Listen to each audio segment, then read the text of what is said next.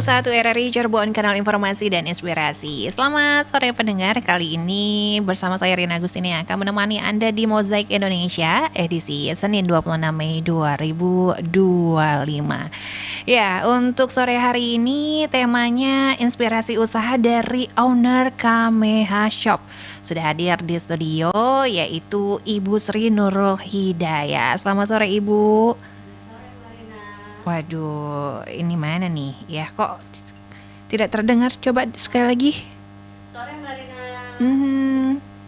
Oke, sepertinya untuk Anda pendengar ya, kita akan sedikit memperbaiki teknis ya, biar suaranya lebih terdengar. Dan untuk siaran Mozaik Indonesia ya, untuk sore hari ini dapat Anda dengar melalui aplikasi RRI Digital dan kami juga live di YouTube channel RRI Cirebon. Nah, kita sapa lagi deh. Selamat sore Ibu Sri Nurul Hidayah. Sore Mbak Rina. Sore. Ada terdengar mungkin Mas Nur terdengar nggak ya? Soalnya sama Rina kurang terdengar nih. Mas Nur oke? Oke apa enggak? Nah, penasaran juga untuk tema kita sore hari ini adalah inspirasi usaha dari owner Kameha Shop ya. Kameha Shop kalau misalnya zaman-zaman Rina kecil dulu teringat sama salah satu kartun. Kartunnya itu kartun Dragon Ball ya. Kameha gitu ya. Gimana sih Kamehameha gitu ya. Nah, yang coba tanya deh sama Ibu Sri, Ibu, ini benar nggak sih terinspirasi dari Dragon Ball atau punya cerita lain nih di belakang nama Kameha Shop ini? Silakan. Iya, makasih Mbak Rina. Sebenarnya sih itu juga salah satu film favorit saya zaman masih kecil dulu. Ya betul. Tapi kodarullahnya kebetulan saya mempunyai seorang anak, namanya tuh Muhammad Ekal Hidayah Asari, disingkatnya Meha. M Muhammad Ekal H Hidayah A Asari.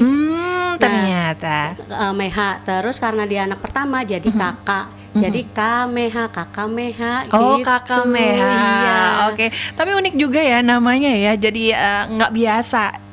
Emang sengaja ya diambil juga ya. Ya semoga menginspirasi dari semangatnya Dragon Ball Kamehameha. Senjatanya ya. Oke, di depan ini bisa dibagikan informasinya nih kepada pendengar. Display cantik. Ada tas-tas yang bermotif mega mendung. Iya, silakan Ibu. Kameha Shop tersendiri adalah sebenarnya produsen awalnya tuh tote bag polos berbahan dasar kanvas. Oke, iya. Belacu, jean.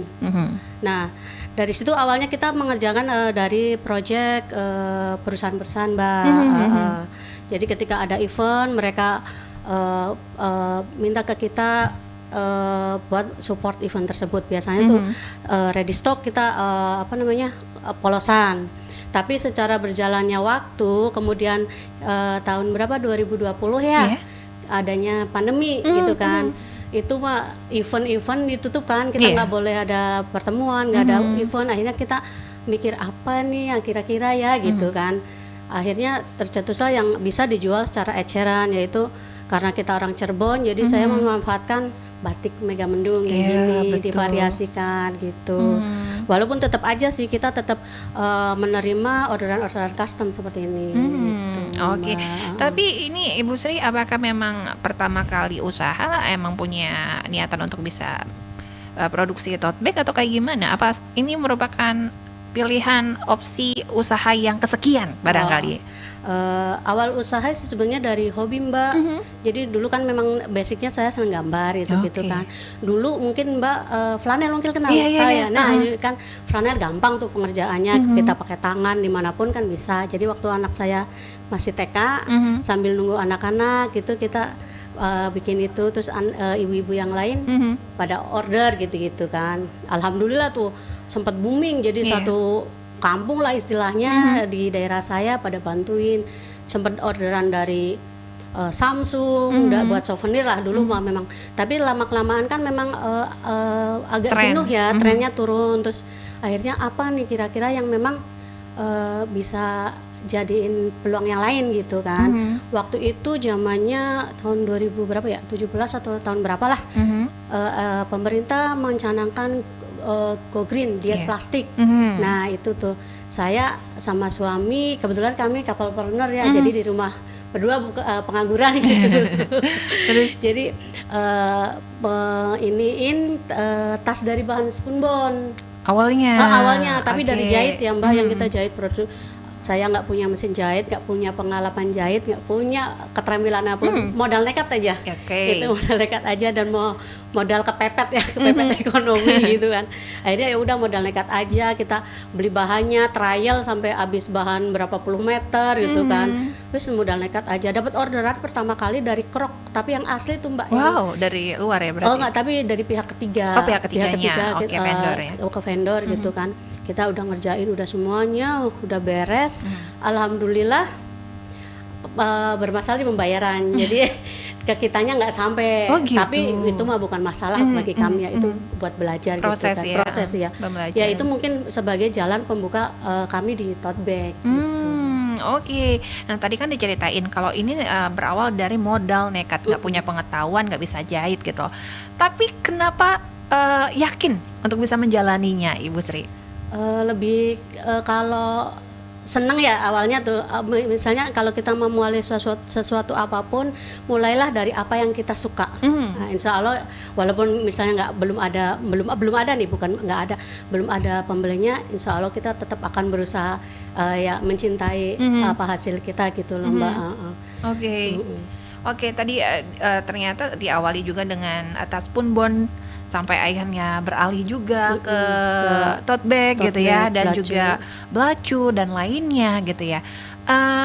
Ini merupakan perjalanan dari Kameha Shop tentunya Ibu ya. Nah apakah ini juga mengimbangi dengan tren yang ada dari macam-macam bahan yang digunakan? Iya, awalnya kan karena dari spunbon, terus spunbon memang stuck, apalagi dengan adanya yang sekarang ada barang dari Cina yang press-pressan itu Mbak.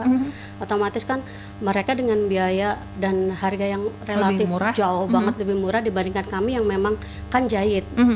Tahu sendiri kan jahit kan kita harus menggaji karyawan. Gitu ya. Itu suatu tantangan yang lumayan gitu kan. Makanya dengan nilai segitu akhirnya kita mencari nih apa nih yang kira-kira dari bahan yang lain memang yang nilainya bisa lebih besar gitu kan. Akhirnya ketemu bahan belacu gitu, belacu, kanvas, jean gitu. Oke. Nah ngobrolin tentang bahan-bahan, mungkin Ibu Sri bisa memberikan pengetahuan kepada kami ya, keunggulan dari masing-masing bahan yang digunakan. Kalau di Kameha Shop ada belacu ya. Kalau belacu mungkin mengingatkan pada zaman-zaman dahulu orang buat kantong gandum tuh Mbak. Oh iya. Nah ya, ini lebih permukaannya lebih lembut sih, cuma kelemahannya dia lebih tipis.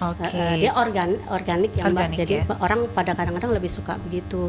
Kalau kanvas sebenarnya sama aja, saya makanya yang organik. Cuma dia karakteristiknya lebih tebal dan kaku. Gitu. Tapi lebih kuat. Lebih kuat lah, jauh lebih kuat. Dan satu lagi jeans, mungkin tahu lah ini mah jeans bahan yang dari zaman dulu sampai sekarang orang-orang pun masih pada suka gitu. Betul. Oke, ternyata jeans dipadukan dengan batik Mega Mendung ini cantik ya. Iya betul. Tampilannya dapat ide dari mana ini Bu? Waktu itu saya ikut pelatihan di Dinas Perindustrian Kabupaten ya. Nah itu kan ada kelas selama berapa bulan pendampingan gitu rutin gitu kan. Kita diwajibkan untuk mempunyai produk unggulan yang mengusung daerah kita tinggal gitu. Betul. Nah ya awalnya dari situ sih Mbak. Sampai akhirnya terciptalah gitu ya, tas cantik gitu ya. Ibu, menarik untuk bisa diketahui ngobrolin tentang produksi yang memang jadi unggulan Kameha Shop ya.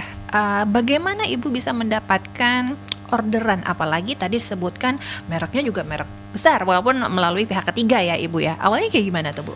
Awalnya saya memang dari tahun awal offline tuh Mbak, memang kita online kita udah main online dari zamannya apa ya itu Kaskus gitulah. Memang kebetulan suami saya dulu kita pernah tinggal di Bali, jadi udah familiar untuk transaksi online ya. Jadi memang udah dari awal kita udah jualan online. Awalnya di Kaskus. Pengalaman pertama tuh dapat orderan dari Aceh dulu, dari flanel dulu ya Mbak. Dari Aceh seneng banget dong gitu Iya. kan, pertama kali itu tuh udah aja ternyata ongkos kirimnya tekor. Iya, ini mungkin kebiasaan dari para UMKM ya, senang dapat orderan tapi ternyata kosnya wah. Iya karena kan belum pengalaman ya Mbak, Betul betul. ya udah aja. Terus gimana ini gitu. Ya udah sebagai kita konsekuen gitu ya. Ya Oke. udah nggak apa-apa wis, tekor apa namanya ongkos kirim nggak apa-apa, kita kirim aja gitu. Nah dari Kaskus itu terus ada Tokopedia awal-awal. Dari Tokopedia terus kita buka di Tokopedia, Bukalapak gitu-gitu. Dan alhamdulillah waktu di Tokopedia kami Hasop sering menjadi narasumber juga. Kita pernah diundang ke Makassar, ke Bali, ke Bandung gitu. Wah, jam terbangnya udah luar biasa ternyata ya. Berbicara tentang flanel, apakah sekarang ini udah sampai peminat atau masih produksi nih Ibu? Kalau flanel lebih kalau ada Orderan saja. Misalnya pingin ini bentuk seperti ini atau gimana baru kita. Oke. Dan Ibu sudah menekuni online shop itu memang dari awal gitu loh. Dan seberapa jauh sih kalau penjualan digital ini untuk bisa mensupport UMKM Ibu? Sangat ini ya, sangat mendukung, sangat menunjang untuk kita ya. Karena secara online tahu sendiri kita nggak harus punya tempat. Kita bisa misalnya seperti gini kalau zaman dulu tuh jadi dalam satu genggaman gitu tuh. Kita bisa masak sambil chatting, bisa ngerjain apa, nyuci apa sebagai ibu rumah tangga ideal banget gitu untuk usaha online tuh. Oke. Dan ini kalau misalnya boleh cerita, target pasarnya mana aja nih Bu? Target pasar sih lebih ke kalau Indonesia udah semua ya Mbak ya. Terus ada saya ada Singapura rutin memang udah menjadi klien saya. Oh, Singapura ya. Oke. Dan bagaimana Ibu bisa mengimbangi ataupun ya kalau tadi dibilang kan pesaingnya itu udah dari Cina gitu. Nah, itu bagaimana siasatnya Ibu Bu? Lebih custom aja sih memang ya Mbak. Lebih kita nerima custom, biasanya kan memang kalau custom nggak bisa ngedadak gitu kan. Itulah kelebihan kita tuh Mbak. Iya. Lalu gimana proses kreatif dalam mendesain tote bag? Lebih kita belajar misalnya ngambil contoh-contoh dari lebih ke ATM aja sih. Jadi produk-produk nyari pembanding produk pesaing gitu tuh. Kita tinggal tambahin aja gitu. Oke, biasanya kalau misalnya desainnya memang sudah dibuat, apakah pembeli ini langsung oke ACC atau ada juga yang ternyata di balik cerita itu yang mintanya ruwet-ruwet bahkan? Alhamdulillah selama ini sih lancar aja Mbak. Misalnya memang mereka minta begini, kita kan sebelum produksi massal kita bikinin sampel dulu ya. Setelah udah oke baru kita masak. Oke, untuk orderan ini ada minimal berapa pieces Bu atau berapa lusin? Dengan kemudahannya digitalisasi dan teknologi ya Mbak. Dulu waktu dulu sablon yang mengharuskan saya minimal order 100 pieces, sekarang bisa dengan 10 pieces custom bisa. Ya. Oke, itu alat sendiri berarti Bu? Alhamdulillah punya alat sendiri. Wow, luar biasa ya. Dan bahan baku yang memang digunakan untuk membuat tote bag, bagaimana Ibu juga memastikan kualitas ini memang bagus gitu loh. Walaupun tadi juga Ibu sudah jelasin ya satu persatu kelebihannya juga gitu loh. Apakah Ibu punya channel sendiri atau memproduksi sendiri bahan bakunya Bu? Kalau bahan baku kan kita memang beli roll-rollan gitu. Alhamdulillah di Cirebonnya juga udah tersedia, jadi kita nggak harus jauh-jauh ke Bandung atau ke Jakarta gitu. Oke, dan itu juga menekan kos ya Bu ya ternyata ya kalau bahan baku betul. yang ada di Cirebon ya. Betul. Oke, untuk Anda mendengar yang ingin bergabung bersama kami bisa melalui WhatsApp ya di 0813 2495 1935 atau bisa melalui line telepon di 02318493 259 dan bisa meninggalkan komentar Anda di kanal YouTube kami di RRI Cirebon. Nah, berapa variasi desain ataupun model tote bag yang saat ini mungkin dimiliki oleh Kameha Shop Bu? Kalau lumayan banyak ya Mbak ya, tapi lebih ke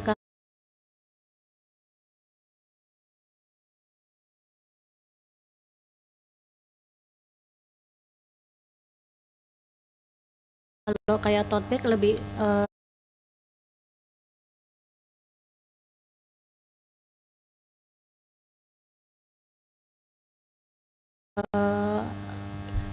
yang standar.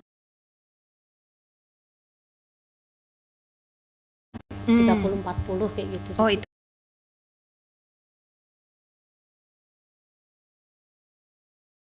Oh,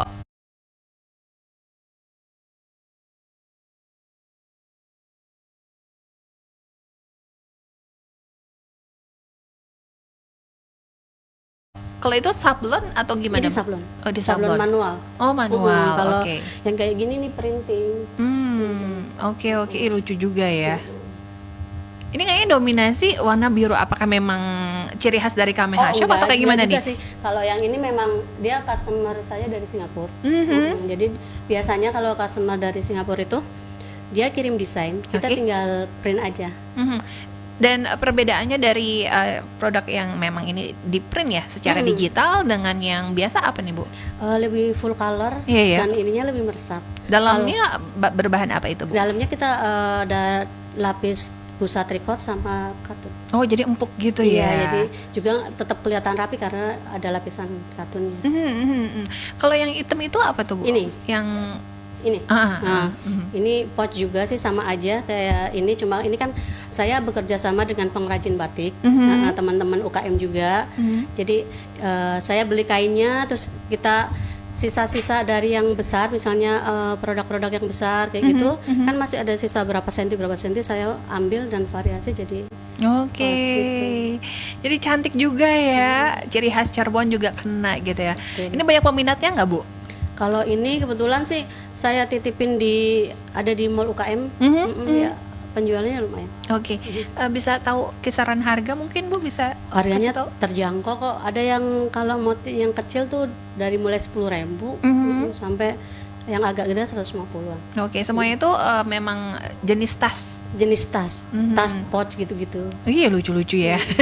Oke, mungkin bisa spill juga kepada pendengar kalau misalnya mereka juga ingin mendapatkan produk dari Kameha Shop, dari mana aja nih, Bu, mungkin? Untuk mendapatkan produk Kameha Shop ada di marketplace, di Tokopedia ada, Shopee, Bukalapak, tapi sekarang Bukalapak udah nggak ada ya. Oke. Ataupun lewat IG Kameha Shop juga. Oke. Atau langsung ke WA aja di WhatsApp-nya? 0811 244 8324. Oke, bisa spill juga mungkin media sosialnya? Media sosial di itu aja IG IG-nya? Kameha Shop. Kameha Shop. Ya, Kameha Shop itu dia ya.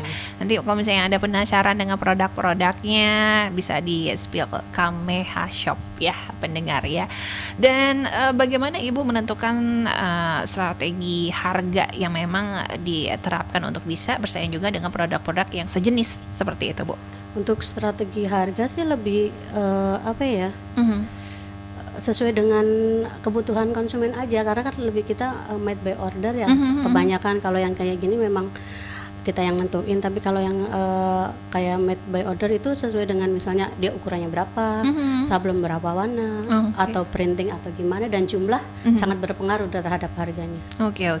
Nah, untuk wilayah Cirebon dan sekitarnya sendiri gitu, Bu, untuk penjualan dari produk Kameha Shop bagaimana, Bu? Apakah memang ini justru bahkan dikenal sampai ke luar negeri gitu, tapi di tempat sendiri justru nggak terdengar gitu mungkin? Bagaimana nih, Bu? Ya selama ini sih dari dinas-dinas ada kerjasama dengan dinas. Oke. Iya. Dan berarti ini dari tahun berapa, Bu? Saya tuh dulu tuh mulai kalau flanel dari 2009. 2009, oke. Terus Untuk 2-3 tahun kemudian lah saya mulai tote bag. Oke. Nah, tantangan terbesar mungkin Ibu bisa cerita nih yang pernah Ibu hadapi dalam menjalankan UMKM Kameha Shop. Tantangannya sama aja mungkin ya, bagi pelaku UKM lebih ke pemasaran ya. Nah, jadi memang itu PR besar ya buat kami yang UKM memang terbatas itu tuh. Mengenai pemasaran dengan banjirnya barang-barang dari luar yang harganya memang sangat-sangat nggak rasional ya, Mbak. Itu yang memang kadang-kadang kita aduh kok bisa ya bisa jual harga segitu gitu tuh, Mbak. Itu PR banget kok bisa gitu tuh. Terus mungkin kalau misalnya Ibu bisa kasih tahu kepada kami bagaimana mengatasi persaingan pasar yang cukup ketat di industri seperti ini, Bu?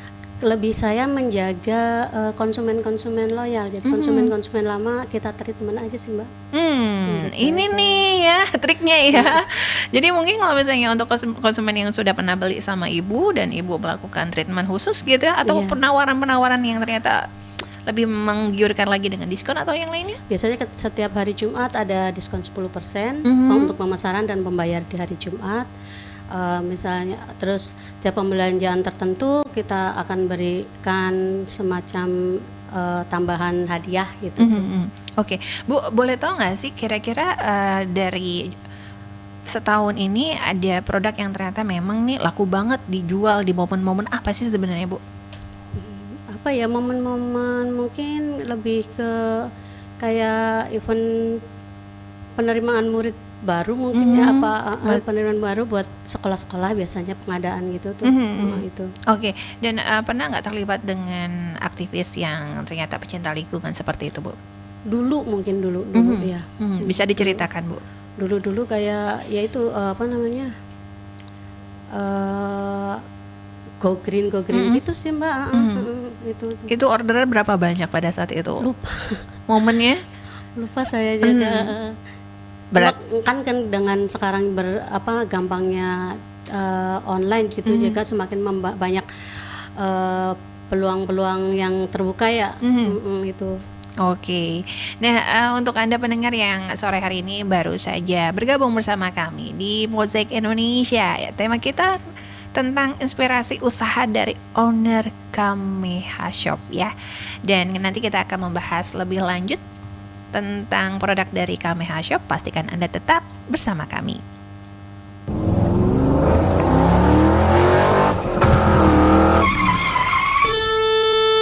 Hampir aja, ya Allah. Pernahkah Anda mengalami kejadian menegangkan seperti itu saat berkendara? Tiba-tiba datang kendaraan lain yang sudah berada di samping Anda. Ya, itu adalah blind spot, area yang sering kali terabaikan namun sangat berbahaya. Perlu kita ketahui, blind spot adalah area tersembunyi di sekitar kendaraan yang tidak terlihat oleh pengemudi melalui kaca spion. Area ini sangat berbahaya, terutama saat berpindah jalur, berbelok, atau menyalip. Lalu gimana caranya ngatasin blind spot? Yang pertama, atur kaca spion dengan tepat. Sesuaikan posisi kaca spion untuk meminimalkan blind spot. Yang kedua, tengok ke belakang. Sebelum berpindah jalur atau berbelok, selalu tengok ke belakang untuk memastikan tidak ada kendaraan di blind spot Anda. Yang ketiga, gunakan spion tambahan. Pasang spion tambahan untuk memperluas jangkauan pandangan Anda. Yang keempat, jaga jarak aman. Beri ruang yang cukup dengan kendaraan lain, terutama kendaraan besar yang memiliki blind spot lebih luas. Jangan pernah anggap remeh blind spot. Kelalaian sesaat bisa berakibat fatal. Jangan lewatkan informasi, motivasi, dan inspirasi yang akan membuat pagi Anda lebih bermakna dalam Dialog Pagi. Kami melakukan edukasi kepada masyarakat, bekerjasama dengan media, termasuk juga seperti sekarang ini kita melakukan siaran langsung di RRI Pro 1 dengan tujuan bahwa masyarakat semakin sadar dan aparat pemerintah semakin memiliki sensitivitas terkait dengan hak-hak perempuan dan perlindungan perempuan dari kekerasan. Ini menunjukkan bahwa kita terus berupaya agar batik ini bisa semarak, bisa lestari, bisa berjaya gitu ya. Karena salah satu caranya adalah agar batik ini tetap berjaya, ya harus semua bangsa Indonesia itu harus satu mencintai ya, kemudian menggunakan dengan cara membeli. Targetnya tentu akan menjadi lebih baik ya. Kita raihan medalinya insya Allah ditargetkan untuk bisa ditambah, karena kalau berbicara soal peringkat ini sangat berbeda sekali memang. Dialog Pagi akan mengajak Anda berdiskusi tentang berbagai hal menarik bersama narasumber yang berkompeten di bidangnya. Simak dan dengarkan Dialog Pagi setiap hari Senin sampai Jumat pukul 8 waktu Indonesia Barat di Pro 1 Radio Republik Indonesia Cirebon.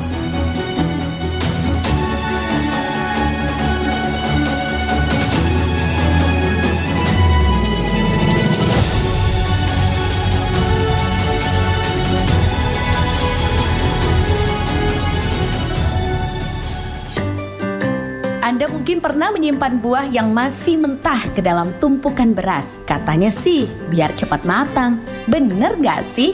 Jawabannya benar. Proses memasukkan buah ke dalam beras disebut maturing. Proses ini melibatkan gas etilen atau hormon tumbuhan yang memiliki peran untuk membuat buah menjadi matang. Buah yang disimpan dalam beras cepat matang karena gas etilen yang dikeluarkan oleh buah tetap berada dan terperangkap di sekitar buah. Biasanya dilakukan selama 2-4 hari. Proses maturing ini akan memberikan hasil terbaik pada buah-buahan seperti pir, apel, alpukat, dan mangga. Jadi, bukan karena berasnya ajaib ya.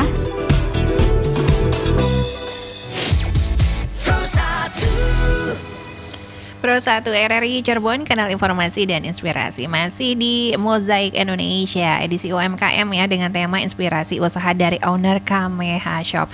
Nah Ibu, perjalanan dari Kameha Shop sendiri kan ini lumayan panjang. Bisa diceritain gak sih mungkin ada momen-momen yang bikin Ibu tuh tidak terlupakan gitu loh?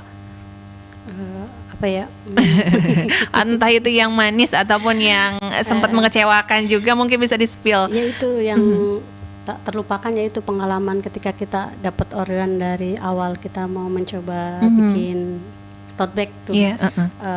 Jadi pembelajaran banget itu, mungkin ya memang pintu terbukanya pintu kami buat untuk produksi tote bag gitu. Pada saat itu jadi apa namanya, kerjaan udah selesai, modal nekat itu tuh Mbak. Kemampuan sablon nggak bisa, jahit nggak bisa, motong nggak bisa, kita nekat gitu, diterima aja walaupun orderan kita belum pernah bikin gitu tuh. Tapi pada saat itu bagaimana? Konsumennya puas atau kayak gimana Bu? Alhamdulillahnya karena orderan dari perusahaan ya, jadi beda warna sedikit, mereka nggak mau. Oh gitu. Jadi gimana tuh? Sementara kan udah diproduksi. Ya, hampir berapa ribu waktu itu tuh. Jadi dia dipilihin yang warnanya bagus-bagus. Dia ambil. Sebenarnya sih bukan cacat, cuma beda warna sedikit aja ya. Jadi warnanya yang agak jauh dia nggak ambil gitu tuh. Jadi lumayan banyak waktu itu, hampir 1.000 kayaknya. Ya, sedih banget. Ya, udah gitu pembayarannya sampai sekarang nggak dibayar gitu istilahnya tuh dari si vendor ke sayanya. Tapi ya udah nggak apa-apa gitu tuh, pelajaran gitu tuh maksudnya. Emang. Tapi kalau misalnya tadi dijelasin perbedaan warna itu biasanya disebabkan oleh apa ya Bu?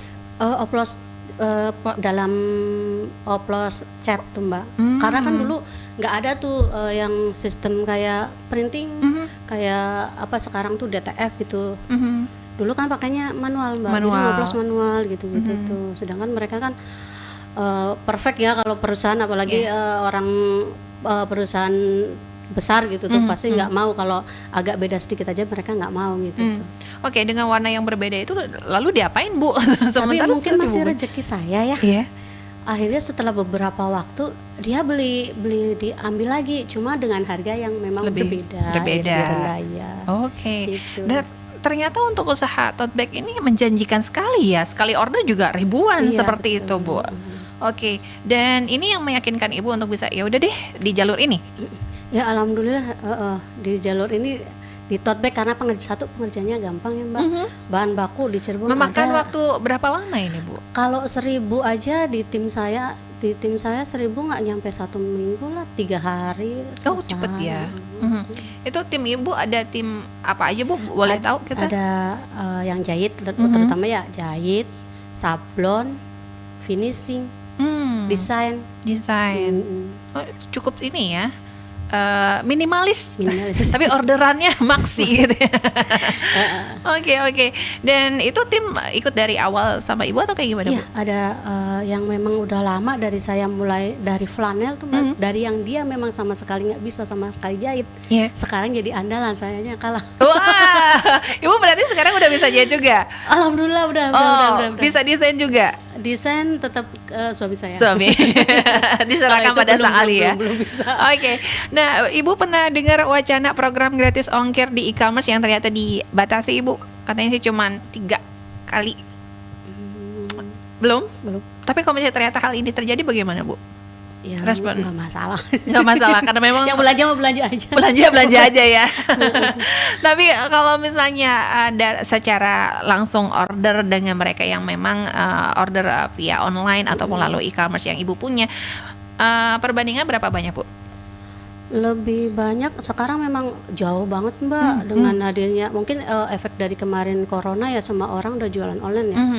Itu mah jauh banget memang. Turun drastis ya. Turun drastis. Artinya sekarang ini banyak para UMKM yang bertumbuh seperti itu. Betul, ya. Artinya Ibu juga bersaing dengan UMKM baru seperti itu. Iya betul. Oke, dan walaupun memang drastis, bagaimana Ibu sekarang ini tetap bisa bertahan dengan usaha tote bag ini, Bu? Ya tetap itu aja sih Mbak, memelihara konsumen lama gitu. Memang kebetulan sih orderan-orderan yang menyelamatkan kami tuh orderan-orderan dari konsumen-konsumen lama gitu tuh. Ya tetap kita ikhtiar mah posting-posting mah tetap ya tiap hari wajib gitu tuh. Oke. Ya tetap yang pasti mah berdoa. Pasti gitu. Berdoa itu jangan sampai lupa. Betul. Nah, untuk bisa strategi lainnya yang Ibu bisa bertahan di usaha yang memang sudah ditekuni sudah sejak lama ini, apalagi selain itu? Apa ya? Nggak ingin melebarkan sayap Ibu mungkin yang lainnya? Lebih kemarin sih sempat ada apa kayak peluang gitu tuh, bikin seragam gitu-gitu tuh. Baru mau menjajaki nih. Oh, baru mau menjajaki. Oke. Cuma memang dengan tim yang berbeda karena kan kalau yang tim di saya, tim jahit memang orang-orang yang memang dari nol Mbak, sama sekali belum bisa jahit. Jadi di tempat saya jadi bisa jahitnya. Oke, gitu. Ibu asalnya dari? Saya Kebumen. Oh, dekat daerah Merdeka sana ya, Bu? Kebumen sana. Bukan di sini, Cirebon sini bukan, beda. Asli dari Kebumen. Oke, tapi apa tetangga-tetangga yang ada di sini yang bantu Ibu adalah orang-orang asli Orang-orang sini. sekitar, ada orang-orang sekitar. Oke. Dan Ibu mungkin kalau misalnya ternyata bisa memberikan motivasi ataupun pesan juga untuk para UMKM yang sekarang ini mungkin lagi merintis, apa ini, Bu? Pesan saya sih usaha itu jangan cepat putus asa gitu tuh. Minimal selama 3 tahun kita istiqomah di usaha yang tersebut, karena kan biasanya orang-orang mulai mengenal itu tuh di angka-angka 3 tahunan baru kita dikenal oleh orang gitu. Tapi dengan catatan kita tiap hari konsisten, misalnya upload, promo gitu-gitu Mbak. Oke, jadi jangan cepat putus asa. Apalagi baru dirintis setahun udah. Aduh, nyerah lah kayak gitu. Iya, makanya ketika kita mau usaha itu dimulai dengan apa yang kita suka gitu. Oke, apalagi kalau misalnya produk yang Ibu punya ini kan nggak basi ya Bu ya, betul, tahan lama ya. Betul. Itu juga jadi pertimbangan Ibu. Betul. Oke deh, ada lagi selain itu? Apa ya? Duit. Apa tuh? Jalani aja dulu. Oh, ya. Doa, ikhtiar, usaha, tawakal. Nah, itu dia ya.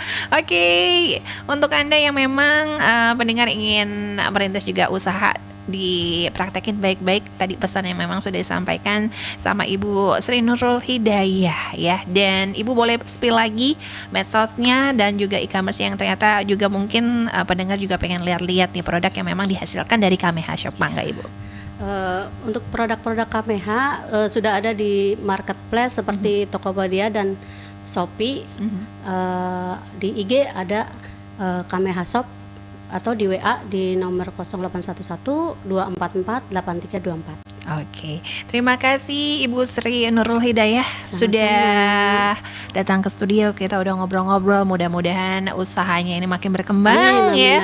Dan katanya mau ngerintis juga nih, pengen coba-coba seragam dengan tim yang baru juga. Wah, seneng banget deh ya. Dengan perjalanannya luar biasa dan ini mudah-mudahan jadi inspirasi kita semua. Terima kasih atas kebersamaan Anda pendengar yang sudah bersama kami di Mozaik Indonesia edisi UMKM, inspirasi usaha dari owner Kameha Shop.